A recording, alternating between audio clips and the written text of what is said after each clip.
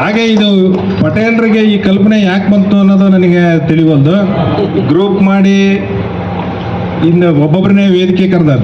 ಕಳೆದ ಬಾರಿ ನಾವು ಕಾರ್ಯಕ್ರಮ ಮಾಡೋದಾಗ ಏನಾಗಿತ್ತು, ಇದು ನಮ್ಮದು ಸ್ನೇಹಿತರ ಸಮ್ಮೇಳನ ಕಾರ್ಯಕ್ರಮ ಪಟೇಲ್ರದ್ದು 2ನೇದು, ನಮ್ಮದು 3ನೇದು. ಯಾಕೆಂದರೆ ಇಲ್ಲಿ ಏನಾಯ್ತು ಅಂದರೆ ಕಾರ್ಯಕ್ರಮ ಮೊದಲನೇ ಕಾರ್ಯಕ್ರಮದಲ್ಲಿ ಬರುವಾಗ ಎಲ್ಲರೂ ಲೇಟಾಗಿ ಬಂದರು. ಆಮೇಲೆ ಗುರುಗಳು ಬರೋದು ಲೇಟ್ ಆಯಿತು. ಕಾರ್ಯಕ್ರಮ ಸ್ಟಾರ್ಟ್ ಆಗಿದ್ದೆ 11:30 ಸ್ಟಾರ್ಟ್ ಆಗ್ಬಿಡ್ತು. 12 ಗಂಟೆಗೆ ವೇದಿಕೆ ಎತ್ತಿದ್ರು. ಹಾಗಾಗಿ ಏನಾಯ್ತು, ಕಾರ್ಯಕ್ರಮದಲ್ಲಿ ಸ್ನೇಹಿತರು ಯಾರು ಸರಿಯಾಗಿ ಕೂತು ಮಾತಾಡೋಕ್ಕೆ ಅವಕಾಶ ಆಗಲಿಲ್ಲ. ಆಮೇಲೆ ಗುರುಗಳ ಭಾಷಣ ಆಯಿತು. ಗುರುಗಳ ಭಾಷಣ ಆದಾಗ ಎಲ್ಲರೂ ಗುರುಗಳ ಭಾಷಣ ಕೇಳಿದ್ಮ್ಯಾಗೆ ಎಲ್ಲರೂ ಬೇಗನೆ ಡಿಸ್ಪರ್ಸ್ ಆದರು ಊಟ ಆದ್ಮೇಲೆ. ಹಾಗಾಗಿ ಈಗ ಬರೇ ನಾವು ಸ್ನೇಹಿತರು ಸೇರ್ಕೊಳ್ಳೋಣ ಅಂತ ಕಳೆದ 2ನೇ ಸಮ್ಮೇಳನಕ್ಕೆ, ನಮ್ಮ 2ನೇ ಸಮ್ಮೇಳನ ಕಾರ್ಯಕ್ರಮಕ್ಕೆ ವಾಟ್ಸಪ್ ಗ್ರೂಪಲ್ಲಿ ಹಾಕಿದೆ. ಡಿಸೆಂಬರ್ 25ಕ್ಕೆ ಸೇರೋಣ ಅಂದು ಯಾರು ಪ್ರತಿಕ್ರಿಯೆ ಮಾಡಲಿಲ್ಲ. ನಾವೊಂದು 8-10 ಜನ ಬಂದಿದ್ವಿ ಅಷ್ಟೇ. ಆಮೇಲೆ ಈ ಸರಿ ಏನಾಯ್ತು ಅಂದರೆ ಯಾಕೆ ಬರಲಿಲ್ಲ ಅನ್ನೋದು ಒಂದು ಕಾರಣ ಹುಡುಕಿದ್ರು. ಪಟೇಲ್ರು ಹುಡುಕಿದ್ರು. ಪಟೇಲ್ರು ದುಡ್ಡು ಹಾಕಿದ್ರೆ 100 ಬರ್ತಾರೆ ಅಂತ. ಈ ಕಾನ್ಸೆಪ್ಟ್ನಲ್ಲಿ ದುಡ್ಡು ಹಾಕ್ಸಕ್ಕೆ ಅವ್ರ ಪರಿಕಲ್ಪನೆ ಅದು ತಪ್ಪಲ್ಲ. ಅದು ಈಗ ಅದನ್ನ ಹಾಕಿದ್ರದಿಂದ ಬಂದಿದ್ದಾರೆ ಅನ್ನೋದು ಒಂದು ಭಾವನೆ ಆಯ್ತು. ಸ್ನೇಹಿತರು ಸೇರ್ಬೇಕು ಅನ್ನೋದಾದ್ರೆ ಎಲ್ಲರೂ ಸೇರಿದ್ರೆ ಅನುಕೂಲ.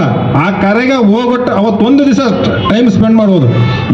ಈ ಮನೆ ಜಂಜಾಟ, ಮನೆ ಮಕ್ಕಳು, ಹೆಂಡತಿ ಅಥವಾ ಗಂಡ ಏನಾರು ಇದ್ದಿರುವ ಈ ಸ್ನೇಹಿತರ ಹತ್ರ ಇದ್ದಷ್ಟು ಸುಖ ಸಂತೋಷ ಬೇರೆ ಎಲ್ಲೂ ಸಿಗಲ್ಲ. ಆ ಕಾರಣ ಅದರಲ್ಲೂ ನಮ್ಮ PUC ಗೆಳೆಯರದ್ದೈತಲ್ಲ, ಇದು ಭಾರಿ ಈ ಸ್ವಾಗತ ಇರೋಂತಹ ಸ್ನೇಹಿತರಿರೋಂತಹ ಮಿಲನ ಅಂತ ಹೇಳಿದ್ರೆ ತಪ್ಪಾಗ್ಲಾರ್ದು. ಗುರುಗಳು ಹಾಗೆ ಇದ್ರು.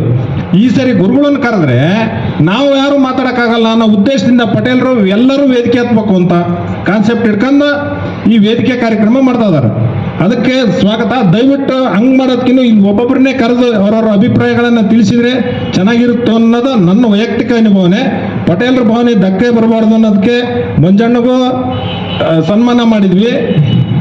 ಆಮೇಲೆ ಇಲ್ಲಿ ಬಂದಿರ್ತಕ್ಕಂಥವ್ರಿಗೆ ಎಲ್ಲರಿಗೂ ಖುಷಿಯಾಗುತ್ತರಲಿ ಅಂತ ಹೇಳಿ ನನ್ನ 2 ಮಾತುಗಳನ್ನು ಮುಗಿಸ್ತಾ ಇದ್ದೇನೆ. ಫ್ಯಾಮಿಲಿ ಮಕ್ಕಳು ಬಗ್ಗೆ ಮೇಲೆ ಸೇರೋದಾದ್ರೆ ಫ್ಯಾಮಿಲಿ ಜೊತೆ ಸೇರನ್ರಿ. ಅಲ್ಲ ನೀವು ಅವಾಗ ಬಾಂಧವ್ಯ ಬಂದೇ ಬರ್ತೈತಿ. ಈಗ ಇಲ್ಲಿರೋ ವೇದಿಕೆಯಾಗಿರೋರು ನಮ್ಮ ಫ್ಯಾಮಿಲಿ ಎಲ್ಲರಿಗೂ ಗೊತ್ತೈತಿ, ಇಲ್ಲಿರೋರು ಕೆಲವ್ರಿಗೆ ಗೊತ್ತೈತಿ.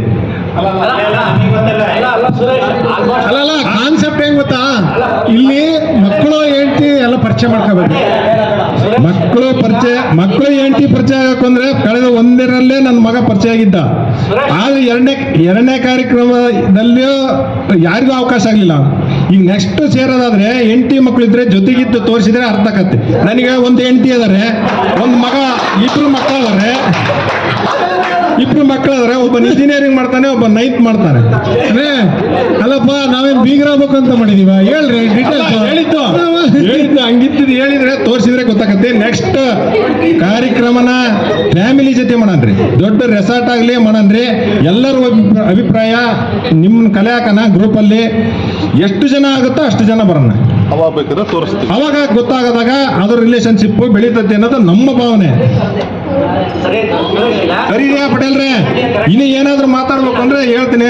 ಅಲ್ಲ ಕಾಲೇಜಿನ ನೆನಪುಗಳನ್ನ ಹೇಳ್ರಿ. ಯಾವ್ದಾದ್ರು ಕಾಲೇಜಿನ ಸುರೇಶ ಯಾವ ಬಟ್ಟೆ ಹಾಕೊಂಬರ್ತಿದ್ದ, ಎಲೆಕ್ಷನ್ ಮಾಡೋದು, ಅದನ್ನ ಹೇಳ್ರಿ. ಕಾಲೇಜು ನೆನಪು ಸ್ವಲ್ಪ ಕಡಿಮೆನೆ, ಆದ್ರೆ ಈ ಕುತ್ಕೊಂಡಾಗ ನೆನಪು ಮರು ಕಳಿಸ್ತದಷ್ಟೇ.